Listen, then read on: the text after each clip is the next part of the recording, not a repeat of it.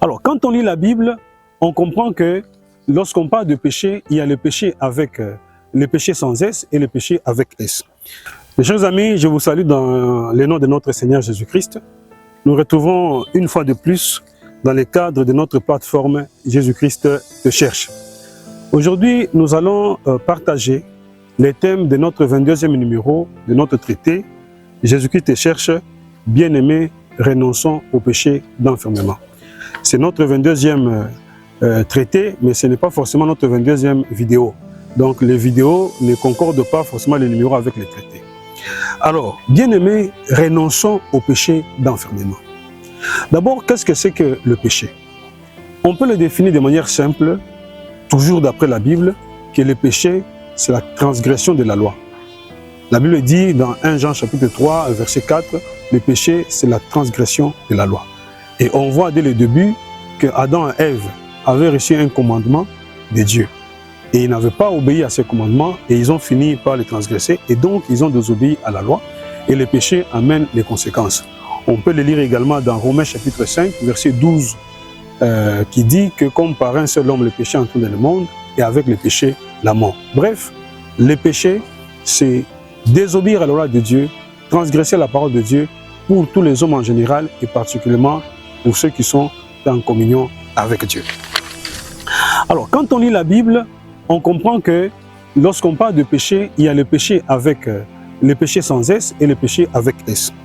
Le péché sans S, c'est la nature du péché que tout le monde porte à la naissance. C'est comme ça que Jésus disait aux Juifs, vous mourrez dans votre péché. Et on peut lire cela dans Romains chapitre 5, verset 12 à 13, ou encore dans Romains chapitre 6, verset 17 à 18. Mais il y a également le péché avec S, les péchés au pluriel, qui sont les manifestations multiples de diverses mauvaises œuvres que l'homme peut manifester dans sa vie. On peut voir la référence de Galates chapitre 5, verset 19, qui parle des œuvres de la chair, au pluriel en les détaillant. C'est là le péché avec S qui découle de la nature du péché sans S. Alors, le chrétien est celui qui est né de nouveau, lorsqu'il a écouté la parole de Dieu, a décidé de donner sa vie à Jésus-Christ comme son Seigneur et Sauveur. La Bible lui dit, si quelqu'un est en Christ, il est une nouvelle créature, les choses anciennes sont passées, et voici, toutes choses sont devenues nouvelles. Donc le chrétien n'est plus quelqu'un qui vit dans la joie en communion avec les péchés. Même s'il peut y arriver des péchés, c'est accidentellement, mais ce n'est pas sa vie. C'est pourquoi 1 Jean chapitre 3, verset, je pense, 4 et suivant, dit, celui qui est né de Dieu ne pêche point. Quiconque pratique les péchés n'a pas Dieu, et c'est par là que se font reconnaître les enfants de Dieu, les fils des enfants de Dieu et les enfants du diable. Celui qui pratique, ça veut dire que celui qui vit en communion et qui est dans la joie dans les péchés, il ne peut pas dire qu'il a l'Esprit de Dieu. Le chrétien, il peut lui arriver accidentellement de commettre un péché. La Bible dit que si nous disons que nous n'avons pas de péché, nous sommes menteurs, mais ce n'est pas sa vie. Il n'a pas programmé. Et lorsqu'il a péché, le Saint-Esprit qui habite en lui parle et il rend sa situation avec Dieu. Alors, comment comprendre les péchés d'enfermement? On peut dire que les péchés d'enfermement sont des situations de désobéissance permanente et continue. J'insiste, les péchés d'enfermement sont des situations de désobéissance permanente et continue, consciente ou inconsciente, dans lesquelles beaucoup de chrétiens entrent ou se retrouvent aujourd'hui, volontairement ou involontairement, le plus souvent pour jouir ou profiter d'un avantage terrestre quelconque. Certains justifient même ces situations permanentes de péché par de faux raisonnements.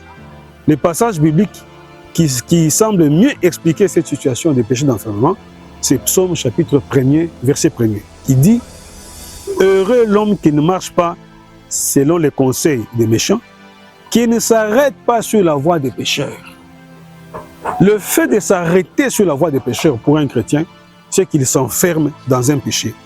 Il s'enferme sur la voie des pécheurs.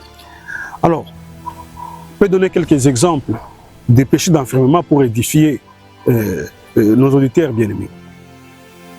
Premier exemple. Un chrétien, pour avoir un visa afin de voyager en Europe, se fait faire des faux papiers. Il fait une fausse identité. Et il donne comme justification le fait que tout le monde fait ça. Et il sait conscient que je suis chrétien, mais comme pour aller en Europe, c'est plus important pour moi, tout le monde fait des faux papiers, il fait des faux papiers, et même il change d'identité. Et dès lors, il vit avec une fausse identité. Je sais que c'est un sujet très difficile et très dur, mais mes amis, entre la vie éternelle et la courte vie sur terre, quel choix doit-on faire?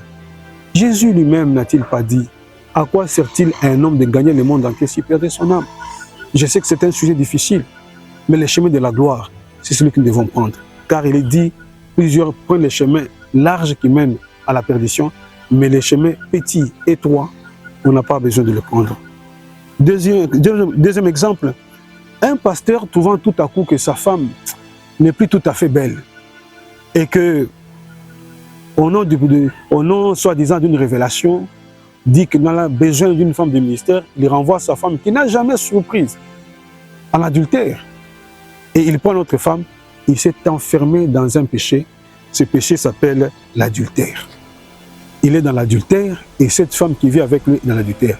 Ils se sont enfermés dans un péché. Pourquoi enfermés? Parce que pour sortir de ces péchés, il faut mettre fin à cette situation. C'est une situation d'adultère, de fornication, permanente pour la sœur, d'adultère pour les pasteurs. Troisième exemple, une sœur en Christ ayant longtemps attendu sans succès, et le mariage finit par prendre les choses en main. Elle décide elle-même d'épouser un homme marié comme deuxième femme. Elle dit Dieu comprendra. Non, ma sœur, vous vous enfermez dans le péché. La Bible dit ce n'est pas à nous, ce n'est pas à Dieu de se conformer à nos règles. C'est à nous de nous conformer aux règles de Dieu. Et face à cette situation, ma sœur, il y a la vie éternelle. À quoi vous sert-il de gagner un homme d'autrui pendant 10 ans, 15 ans pour aller avoir comme salaire le feu éternel dans l'enfer? La Bible n'est pas un amusement. Quatrième exemple de péché d'enfermement, à la recherche d'un emploi, un chrétien adopte faussement un nom d'une autre tribu parce que c'est la tribu qui est au pouvoir. Et il sait que c'est faux. Il se complaît en cela. Il n'a jamais suivi la procédure légale pour changer de nom. Il s'enferme dans un péché d'enfermement. C'est de la tromperie. Cinquième exemple, un chrétien diacre à l'église qui adhère à un ordre occulte, au principe de nouvel âge, comme à la loi de l'attraction, l'exploration intérieure, à la méditation transcendantale, pour dominer les autres dans son entourage, et pour soi-disant maîtriser le cosmos, il s'enferme dans un péché d'enfermement. Tant qu'il en reste, il est sous la voie des pécheurs. Sixième exemple, un diacre ou une diaconesse qui a l'habitude de voler des offrandes et des dîmes à l'église parce qu'elle est à une place occulte. Elle est dans les vols et dans l'amour de l'argent. Septième exemple, un frère dans le Seigneur, connu pour son zèle dans l'intercession et qui, à cause de quelques difficultés pour s'assurer le quotidien, se met au service d'une riche famille qui lui donne de l'argent, des sujets de prière. Une famille qui vit dans les péchés, qui vit dans la bière, qui fréquente les musiciens du monde, dans les boissons, mais lui est dans la maison, il prend l'argent pour prier pour eux et il est en train de s'enfermer dans un péché. Ça veut dire qu'il devient serviteur des hommes. Il n'a pas la capacité de leur dire vous vivez dans le péché, mais lui se met à prier pour eux. Donc il fortifie, comme dit le livre de Jérémie, leurs mains et ils ne peuvent pas revenir à la vérité. Et à ce moment-là, il fait dédier son ventre et c'est un péché. Huitième exemple, un pasteur qui crée une église locale dans un conditionnement mental. Il préfère voler la gloire du Seigneur pour que ce soit la gloire à lui. Il faut qu'on rende grâce à Dieu au nom de Dieu, mais aussi en son nom. Si jamais on ne rend pas compte en son nom, et il trouve qu'on n'a pas reconnu sa grâce. Mais la Bible dit, dans 1 Pierre 4, 11, si quelqu'un parle, c'est soit comme annonçant les oracles de Dieu. Si quelqu'un remplit un ministère, qu'il les remplisse avec la force que Dieu communique, afin qu'en toute chose, la grâce soit rendue à Dieu par Jésus-Christ. Un diacre qui tient une débit de boisson, qui vend de la cigarette, qui vend de la drogue, il s'est enfermé dans un péché tant qu'il continue à vendre cela parce qu'il est sur le chemin de péché. Et sortir de péché, des chemins de la voie du péché est très important. On peut adopter d'autres péchés. Avoir un chrétien qui a fait un enfant et une femme, il réunit son fils en se disant plus tard quand l'enfant grandira, je le reconnaîtrai. Il est dans ce temps en train de vivre dans le péché. Abandonner son ministère pastoral pour aller faire de la politique alors qu'on a l'appel de Dieu, c'est aussi s'enfermer dans un péché. Changer la sainte doctrine et commencer à professer des enseignements faux, c'est s'enfermer dans le péché. Bref, pour terminer, comment sortir du péché d'enfermement? La Bible dit, heureux l'homme qui ne s'arrête pas sur la voie des pécheurs. Être sur le péché d'enfermement, comme on vient de le dire, c'est s'arrêter sur la voie des pécheurs. Il faut simplement la repentance. L'humilité d'abord, de reconnaître que je suis sur la voie des pécheurs. En deuxième lieu, considérer le sort final du méchant. C'est ça qui est plus important. Lorsque quelqu'un ne considère pas le sort final du méchant, il croit que ça arrivera comme ça, tu ne sais ni l'heure ni le jour, tu dois donner ta vie à Jésus-Christ. Tu dois revenir comme un enfant prodigue. Tu dois te repentir. Ce que tu gagneras, c'est la vie éternelle. Ce que tu gagneras, c'est la présence avec Dieu, plutôt que d'avoir pour un temps la jouissance du péché.